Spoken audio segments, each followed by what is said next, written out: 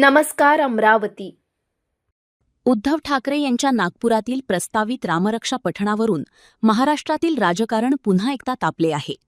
ठाकरे गटाच्या या कार्यक्रमाला प्रत्युत्तर देण्यासाठी अमरावतीत भाजपने जोरदार शक्तीप्रदर्शन करत आक्रमक भूमिका घेतली आहे. नागपुरात उद्धव ठाकरे रामरक्षा पठण करणार असल्याच्या पार्श्वभूमीवर अमरावतीत भाजपने आंदोलनाचा पवित्रा घेतला. भाजप आमदार प्रवीण पोटे पाटील यांच्या नेतृत्वात कार्यकर्त्यांनी एकत्र येत रामभक्तीच्या घोषणा दिल्या. यावेळी भाजप कार्यकर्त्यांनी हनुमान चालिसा आणि सुंदरकांडाचे पठण करत उद्धव ठाकरेंवर जोरदार टीका केली. उद्धव ठाकरेंना श्रीरामाकडून सद्बुद्धी मिळावी अशी प्रार्थना करत त्यांनी ठाकरे यांच्या भूमिकेवर प्रश्नचिन्ह उपस्थित केले. कार्यक्रमस्थळी लावण्यात आलेल्या बॅनरनेही सर्वांचे लक्ष वेधले. रामरक्षा पुस्तकात पाहून तरी नीट वाचता येईल का? उद्धव को सन्मती सद्बुद्धी दे भगवान, जो नहीं राम का वो नहीं काम का, अशा घोषणांमधून ठाकरे यांच्यावर राजकीय निशाणा साधण्यात आला. भाजप नेत्यांनी आरोप केला की श्रीरामाच्या अस्तित्वावर प्रश्न उपस्थित करणारे आणि हिंदुत्वाची भूमिका बदलणारे उद्धव ठाकरे आता रामरक्षा पठणाचा कार्यक्रम करत आहेत. त्यामुळे हा कार्यक्रम श्रद्धेपेक्षा राजकारणासाठी असल्याचा दावा भाजपकडून करण्यात आला. खुर्मा आणि बकरीचं निमंत्रण पहिले स्वीकारतात आणि त्याच्यासाठी आता हे कोरडं निमंत्रण देऊन फडणवीसांनाही दिलं, बाकीच्या लोकांनाही, साधू संतांनाही दिलं, पण लोक नाही जात ना. लोक कसे बसणार आहे?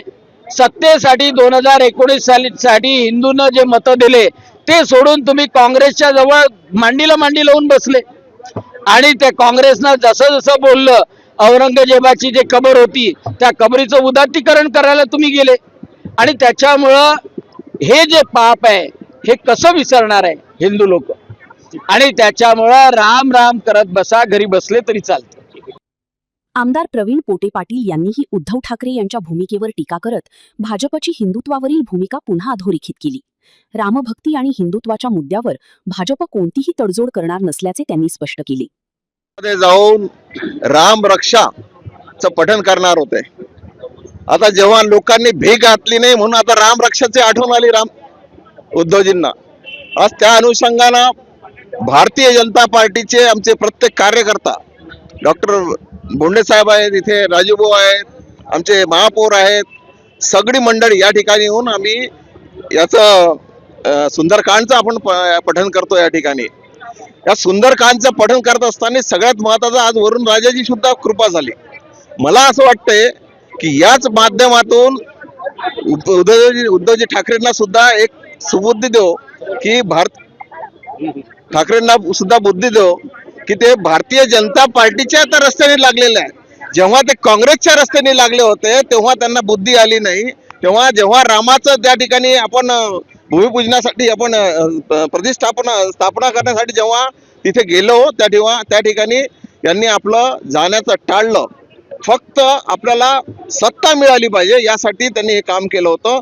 आज मला असं वाटतंय की उद्धवजींनी सगळ्यांना त्या ठिकाणी आमचे नागपूरचे भागवत साहेब असो की आमचे मुख्यमंत्री असो, सगळ्यांना त्यांनी सांगितलं होतं की मी या ठिकाणी पठण करणार आहे, तुम्ही या ठिकाणी या. ऑलरेडी या ठिकाणी महाराष्ट्राचे मुख्यमंत्री 18 दिवस जेव्हा राम मंदिराचा प्रश्न होता तेव्हा 18 दिवस ते तुरुंगात राहिले आणि पूर्ण पठण आमच्या माननीय मुख्यमंत्र्याचा कुठेही. आता जर तुम्हाला सांगतो की या ठिकाणी आम्ही एक पोस्टर या ठिकाणी लावलेलं आहे की आपण जर पाहिलं तर पुस्तकात सुद्धा वाचता येणार नाही, राम रक्षा सुद्धा पाठांतर नाही, वाचता येणार नाही अशी सध्याची परिस्थिती आहे आणि त्यांना आता राम रक्षाची आठवण आलेली आहे. मला असं वाटतंय की देवानी त्याला चांगली बुद्धी देव आणि येणाऱ्या काळामध्ये त्यांना जर चांगलं होत असेल तर त्यांच्यासाठी सुद्धा एक चांगलं काम हो. कारण आता तुम्हाला सांगतो उद्धवजीच्या सोबत उद्धवजीचा पोरगा सुद्धा पप्पाने काही सांगितलं नाही, मला जे वाटते ते सोडलं, अशी जी भूमिका होती ती सुद्धा येणाऱ्या काळात सुधारल्याशिवाय राहणार नाही. एकीकडे नागपुरात ठाकरे गटाचे रामरक्षा पठण तर दुसरीकडे अमरावतीत भाजपचे हनुमान चालिसा आणि सुंदरकांड पठण. या घडामोडींमुळे राज्यातील राजकारणात धार्मिक आणि राजकीय वातावरण आणखी तापण्याची चिन्हे दिसत असून महायुती आणि महाविकास आघाडीतील संघर्ष नव्या टप्प्यात पोहोचल्याचे चित्र आहे.